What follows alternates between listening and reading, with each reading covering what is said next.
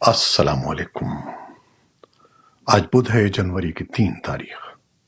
پاکستان میں اس وقت شام کے 7، بھارت میں 7:30 اور یہاں ہمارے اسٹوڈیوز کی گھڑیوں میں صبح کے 9 بج رہے ہیں۔ وائس آف امریکہ واشنگٹن کی اردو سروس سے میں ہوں خالد حمید، خبروں کے ایک بلٹن کے ساتھ۔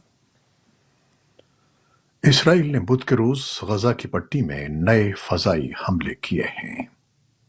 اسرائیلی فوج نے کہا ہے کہ وہ بیروت میں حماس کے ایک سینئر اہلکار کی ڈرون حملے میں ہلاکت کے بعد لبنانی عسکریت پسند گروپ حزب اللہ کے حملوں کے حوالے سے انتہائی چوکس ہے۔ اقوام متحدہ نے بیروت میں اسرائیلی حملے میں حماس کے ایک سینئر رہنما کی ہلاکت کو انتہائی تشویشناک قرار دیا ہے۔ رائٹرز کے مطابق حماس کے نائب سربراہ صالح العروری منگل کی رات بیروت کے جنوبی مضافاتی علاقے داہیہ پر اسرائیلی ڈرون حملے میں مارے گئے۔ یہ علاقہ اتحادی لبنانی عسکریت پسند گروپ حزب اللہ کا گڑھ ہے۔ نیو یارک میں صحافیوں سے بات کرتے ہوئے اقوام متحدہ کے سیکرٹری جنرل کے لیے معاون ترجمان فلورینسیا سوتو نے کہا کہ یہ پیش رفت انتہائی تشویشناک ہے۔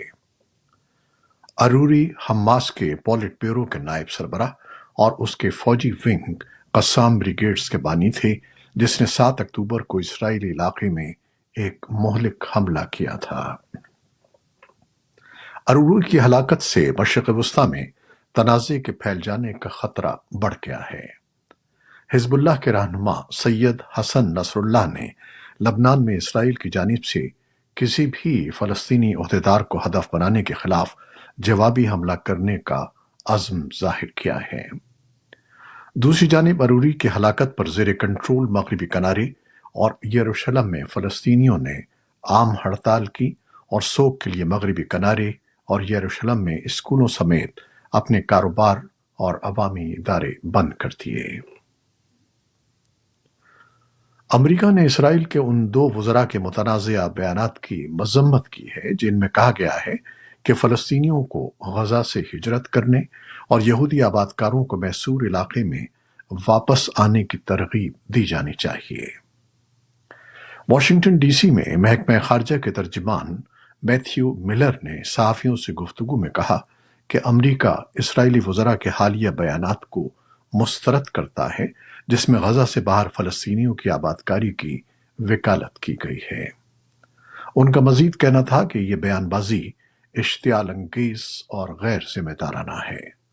ترجمان نے واشنگٹن کے واضح اور مستقل موقف کا اعادہ کرتے ہوئے کہا کہ غزہ فلسطینیوں کی سرزمین ہے اور فلسطینیوں کی سرزمین رہے گی۔ انہوں نے کہا کہ یہ ایک ایسی سرزمین ہوگی جہاں حماس کا اس علاقے کے مستقبل پر کوئی کنٹرول نہیں ہوگا اور نہ ہی کوئی عسکری گروہ اسرائیل کو دھمکی دے سکے گا۔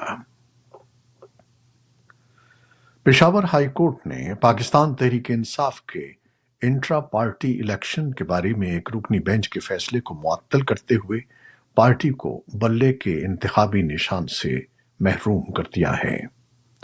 26 دسمبر سن 2023 کو پشاور ہائی کورٹ کے جسٹس کامران حیات میاں خیل نے الیکشن کمیشن آف پاکستان کے 22 دسمبر کے فیصلے کو معطل کرتے ہوئے پاکستان تحریک انصاف کے انٹرا پارٹی کو عارضی طور پر بلے کے نشان پر انتخابات میں حصہ لینے کے لیے اہل قرار دیا تھا۔ پاکستان تحریک انصاف کے رہنماؤں نے پشاور ہائی کورٹ کے بدھ کے روز جاری ہونے والے فیصلے کے خلاف سپریم کورٹ آف پاکستان سے رجوع کرنے کا اعلان کر دیا ہے۔ سپریم کورٹ آف پاکستان کے چیف جسٹس قاضی فائز عیسیٰ نے کہا ہے کہ انتخابات کرانا الیکشن کمیشن کا کام ہے، تاہم عدالت الیکشن کے لیے تمام سیاسی جماعتوں کے پیچھے کھڑی ہے۔ انتخابات میں لیول پلینگ فیلڈ کیس کی سماعت کے دوران عدالت نے آئی جی پنجاب، چیف سیکرٹری پنجاب اور ایڈوکیٹ سے جواب طلب کرتے ہوئے سماعت 8 جنوری تک ملتوی کر دی ہے۔ پی ٹی آئی نے سپریم کورٹ کے 22 دسمبر کے فیصلے کی روشنی میں الیکشن کمیشن کے خلاف توہین عدالت کی اپیل دائر کی تھی۔ اپیل میں کہا گیا تھا کہ الیکشن کمیشن انتخابات میں لیول پلینگ فیلڈ سے متعلق سپریم کورٹ کے فیصلے کی خلاف ورزی کر رہا ہے۔ 22 दिसंबर को सुप्रीम कोर्ट ने लेवल प्लेइंग फील्ड से मुताल्लिक इलेक्शन कमीशन को पीटीआई के तहफ्फुज़ात दूर करने का हुक्म दिया था। पाकिस्तान तहरीक-ए-इंसाफ ने बैनुल-अक़वामी मालियाती फंड से कर्ज प्रोग्राम और मुस्तक़बिल में हुकूमत की तब्दीली की सूरत में उस पर अमल दरामद से मुताल्लिक अपनी हिमायत वापस लेने का इंदिया दिया है। IMF से मुलाकात करने वाले पीटीआई के ज़राए ने वॉइस ऑफ अमेरिका को बताया कि IMF प्रोग्राम के लिए ताउन की यकीन दहानी वाज़ेह तौर पर साफ और शफ़ाफ इंतखाबात से मशरूत थी, जो अब दिखाई नहीं देते। लिहाजा वो IMF प्रोग्राम के लिए अपनी हिमायत वापस ले रहे हैं। इस ज़िम्न में पीटीआई के चेयरमैन बैरिस्टर गौहर अली खान की सरबराही में वफ़द ने IMF के नुमाइंदों से मुलाकात करके शफ़ाफ इंतखाबात से मुताल्लिक अपने तहफ़्फ़ुज़ात से आगाह किया है। कंधार के सूबाई गवर्नर की क़यादत में एक वफ़द मंगल को पाकिस्तान पहुंचा है।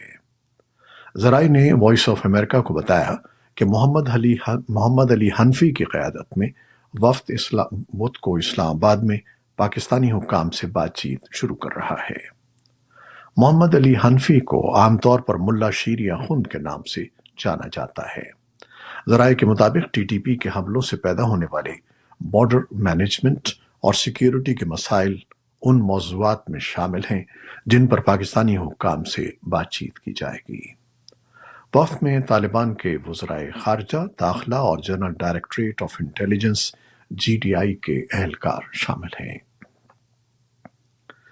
ईरान का कहना है कि मक़तूल जर्नल के एजाज़ में मुनक़िद की जाने वाली एक तक़रीब में होने वाले धमाकों में 73 अफराद हलाक और 170 ज़ख्मी हो गए हैं।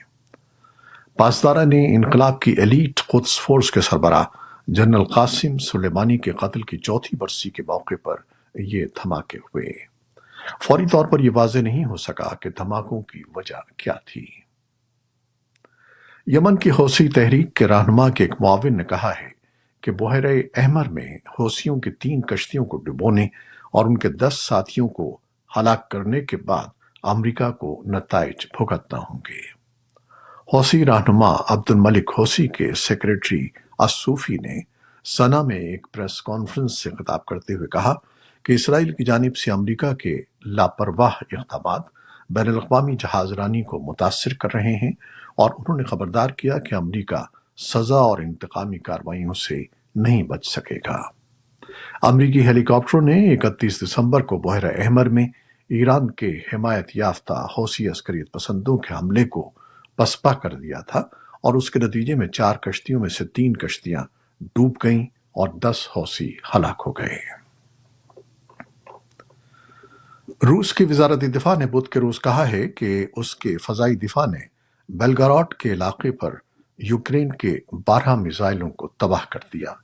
इसी इलाके में चंद रोज कबल यूक्रेन के हमले में 24 अफराद हलाक हुए थे और रूसी सदर व्लादिमीर पुतिन की जानिब से हमलों का भरपूर जवाब देने का अज़्म जाहिर किया गया था।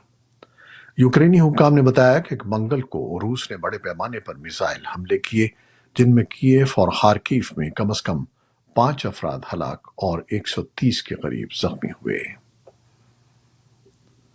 हस्पानवी कोस्ट गार्ड्स ने बहरे ओकियानूस से 153 तारिकीन वतन को बचाया है। स्पेन की वज़ारत दाखिला के आदाद शुमार के मुताबिक 15 दिसंबर तक 37,000 से ज्यादा तारिकीन वतन लकड़ी की खस्ताहाल कश्तियों पर मगरबी अफ्रीका से कैनरी जज़ायर पहुंच चुके हैं, जो सन 2022 की इसी मुद्दत के मुकाबले में 140% ज्यादा है। रेड क्रॉस के मुताबिक सन 2023 में तकरीबन 40,000 तारिकीन वतन हस्पानवी जज़ायर पहुंचे थे। जापानी हुक्काम ने मंगल को रात टोक्यो के हनीदा हवाई अड्डे के रनवे पर एक जापानी मुसाफिर तैयारे और जापानी कोस्ट गार्ड्स के तैयारे के दरमियान तसादुम की बाज़ाब्ता तहकीकात शुरू कर दी हैं, जिसमें कोस्ट गार्ड्स के अमले के 5 अफराद हलाक हो गए थे। जापान एयरलाइंस का एयरबस A350 जेट लाइनर उसी वक्त मुल्क के शिमाली जजीरे होकाइदो से आया था, जिसमें 379 मुसाफिर और अमला सवार था। तमाम मुसाफिर और अमला जलते हुए तैयारे से निकलने में कामयाब हो गया। कोस्ट गार्ड के जुड़वां इंजन वाले प्रोपेलर तैयारे का पायलट अमले का वाहिद रुकन था जो बच गया। ये तैयारा पीर को आने वाले मौलिक ज़लज़ले से बच जाने वालों के लिए हंगामी इमदाद पहुंचाने के लिए जापान के मगरबी साहिल पर जा उतरा था। ये थी वो खबरें जो फेसबुक लाइव पर हमने आपके लिए पेश की। हमारी वेबसाइट, यूट्यूब और पॉडकास्ट पर ये बुलेटिन आपके लिए पोस्ट कर दिया जाता है। आप हमारे बुलेटिन को शेयर करते हैं और अपने कमेंट्स में अपनी मोहब्बतों का इजहार करते हैं, जिसके लिए हम आपके फर्दन फर्दन मशकूर हैं। अपनी इन मोहब्बतों, इन दुआओं को जारी रखिएगा। न्यूज़ प्रोड्यूसर आयशा इरफान और न्यूज़ एडिटर बहजत जिलानी के साथ खालिद हमीद को अब इजाज़त दीजिएगा। अल्लाह हाफिज।